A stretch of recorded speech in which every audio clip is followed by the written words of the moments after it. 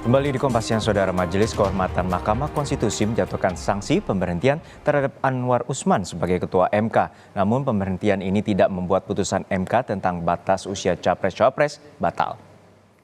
Panggil pertama kali belum masuk tadi ya. Putusan yang dibacakan Ketua Majelis Kehormatan Mahkamah Konstitusi (MKMK) Jimli Asidiki terkait laporan dari Denny Indrayana dan pelapor lainnya soal putusan Mahkamah Konstitusi terkait batas usia Capres-Cawapres.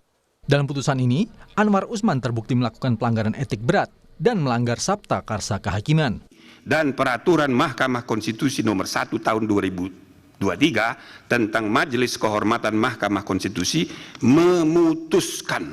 menyatakan hakim terlapor terbukti melakukan pelanggaran berat terhadap kode etik dan perilaku hakim konstitusi sebagaimana tertuang dalam Sabta Karsa Utama, prinsip ketidakberpihakan, prinsip integritas, prinsip kecakapan dan kesetaraan, prinsip independensi, dan prinsip kepantasan dan kesopanan.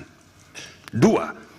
Menjatuhkan sanksi pemberhentian dari jabatan Ketua Mahkamah Konstitusi kepada hakim terlapor. Sementara itu, anggota Majelis Kehormatan Mahkamah Konstitusi Bintan R. Saragih menyampaikan pendapat berbeda atau dissenting opinion terhadap sanksi yang diberikan kepada Ketua MK Anwar Usman. Ia menganggap Anwar sudah seharusnya mendapat sanksi berupa pemberhentian tidak dengan hormat karena telah dinyatakan melakukan pelanggaran berat. Sanksi terhadap pelanggaran berat hanya pemberhentian tidak dengan hormat dan tidak ada sanksi lain sebagaimana diatur dalam pasal 41 huruf C dan pasal 47 Peraturan Mahkamah Konstitusi nomor 1 tahun 2003 tentang Majelis Kehormatan Mahkamah Konstitusi. Dan perilaku hakim konstitusi aku, saya memberikan putusan sesuai aturan yang berlaku. Dan tingkat pelanggaran kode etik yang terjadi dan terbukti yaitu sanksi bagi hakim terlapor berupa pemberhentian tidak dengan hormat sebagai hakim konstitusi, sebagai hakim. Menanggapi putusan ini, tim kampanye nasional Prabowo Gibran menyampaikan hasil putusan Majelis Kehormatan MK tidak berdampak apapun pada keputusan Mahkamah Konstitusi nomor 90 terkait batas usia bagi Capres dan Cawapres pada pemilu 2024. Putusan Majelis Kehormatan MK tidak mempunyai dampak apapun terhadap keputusan Mahkamah Konstitusi nomor 90 yang berkenaan dengan batas usia dan persyaratan calon wakil presiden. Oleh karena itu, pasangan Prabowo Subianto Gibran